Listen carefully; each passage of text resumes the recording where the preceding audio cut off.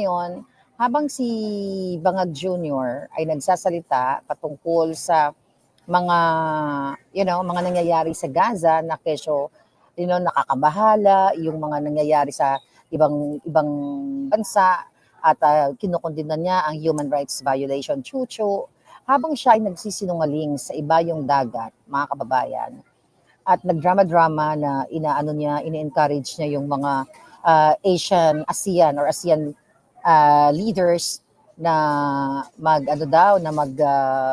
fund o magbigay ng pondo dito sa na ba yun? Oh, dito sa kanilang ang tawag dito? FRLD, responding to loss and damage dito sa climate change, chuchu. Then, kaya natin to daming katsutahan ni Bangag. Natin to. Oops, ano yan? Diba? Marcos encouraged distribution to loss and damage fund.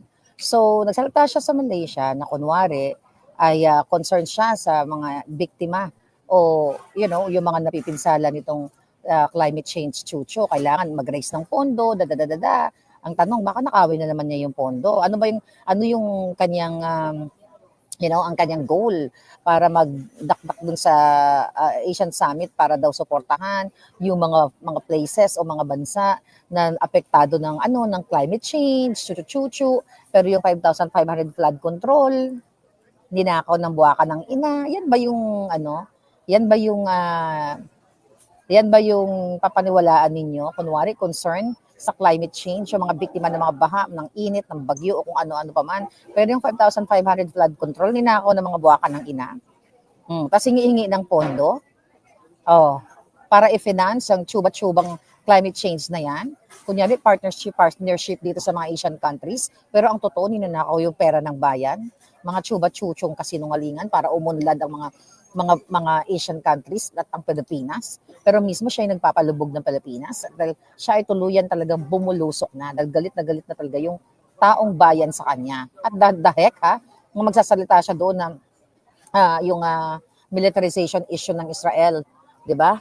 At doon sa Gaza na nag-incurred daw ng na marami daw ng mga nabiktimang sibilyan. Di ba?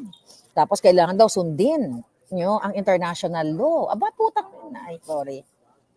Sorry. Nasa mall kasi ako palangga. Ka ng ina. Susundin daw yung human international law. Narinig niyo ba yung sinabi niya? Pero ang Pangulong Duterte, binayolate niya yung karapatan ni Pangulong Duterte. Pinakidnap ng buwakan ng ina. Kaya no wonder, bulusok talaga yung putang Jutang Janines. Ayan. Kain nga ako ng shrimp. Kakagigil. Ngayon, ang question dito, paano itong mga pondo na ito, sino ba humahawak ng pondo na to? Yung tungkol dito sa fund dito sa climate change na to. Huwag dapat ipahawak kay Bangag yan. Diba? Well, I believe, bilang isa sa mga host, I don't know, sino ba humahawak ng pondo na yan? Nanakawin na naman ni Bangag dyan. Manghingi sa mga Asian countries, tapos nanakawin na niyang Jutang Janines na yan. Diba? Ang galing magpapogi-pogi sa international stage. Drama-drama ang walang niya. May in-order ka? Ano yan? Nagpapapogi ang walang hiya. Kapanood ba si Bangag? Bakla. Drama-drama doon sa ang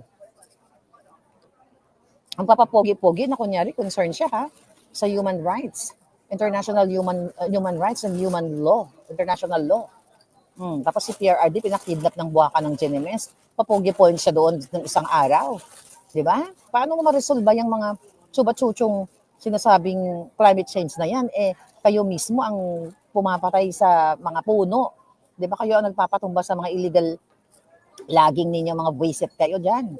Yan, mga negosyo ninyo. So wala walang kakwenta-kwenta ang mga pinagsasabi ni Bangag. But if you talk about climate change, alagaan ng kalikasan, tsuba-tsutsu, pero pinuprotektahan nila yung mga illegal miners, illegal loggers, at kung ano-ano pa. Pinababayaang bahayin ang Pilipinas, 'di ba? Yung yun nga, yung mga minors na naman kasabwat nila. Oh, yung hindi pinaghahandaan, yung mga disaster sa atin. 'Di ba recently ang dami pang namatay. Anong kadyutahan 'yan? Anong kadyutahan 'yan, bangag? Pasalamat ka nasa public ako ngayon. Nagkataon naligo ka na naman sa murang Jotang Genemis. 'Di ba? Visit na 'to, nawag-nawagan pa ng financial ng fund, chuchu-chucho, inanakawin lang ng mayan. 'Di ba? Climate funds, julul. Climate funds, climate nakaw fund, climate funds na nakawin mo na naman. Dapat abangan natin 'to mga kababayan. Tingnan natin kung saan napunta ang itong pera nito yung mga magagaling diyan na may time. Dapat suriin natin. Sinong may hawak ng pondo na yan? Kasi pag nahawakan ni Marcos Jr. yan, nanakawin na naman yung hinayupak na yan. Recently, pinagyayabang nila yung record high na iniremit ng land bank. I think around 33 point something billion, 'di ba? Na cash dividends. So ang sinasabi dito mga kababayan, maganda. Okay. Maganda ang ang kanyang ekonomiya, chuchu-chuchu.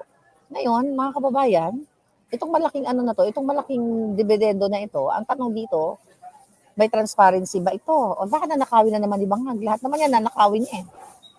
'Di ba? Saan mapupunta yung 33.3 billion na yan na dividendo? Sa kamay ni Lisa Tanas, tama. Sa kamay ni Lisa Bangag. 'Di ba? Kasi alam nyo, piniloloko lang kasi yung taong bayan. Pag nakikita nyo sa mga headline, 33.5 o 33.3 billion na dividendo ng land bank. Wow, ang galing-galing. Nag-improve ng ekonomiya kaagad. Ang tanong, saan napunta yung pera? 'Di ba? Ano mga proyekto? Sige nga, meron bang transparency? Meron bang transparency itong land bank na ito? Kung saan napupunta itong mga dividendo na ito? Definitely, those projects, mapupunta na naman yan sa kamay ni Bangag, kamay ni Lisa Tanas. Syempre, announce na kunyari, wow, ang galing, di ba? After ng ASEAN Summit niya, tumaas yung dividendo, tumaas ang pera ng land bank. Pero ang question, mga kababayan, ito ay what? Papogi na naman. Para kunyari, bidabidahan siya. Pero ang totoo, di ba? Gusto niyang pagtakpan yung pangidnap kay Pangulong Duterte.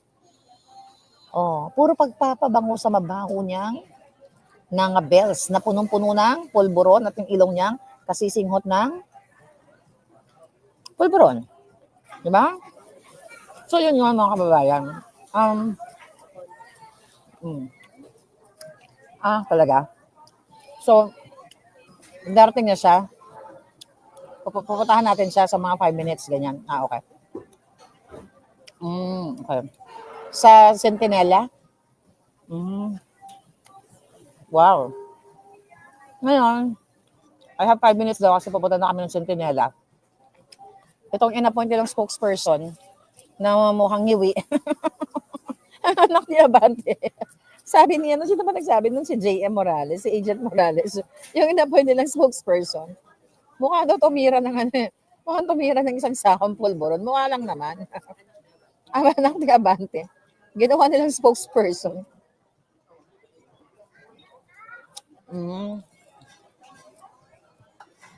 Owan na lang kasi may malaking pera ng titira.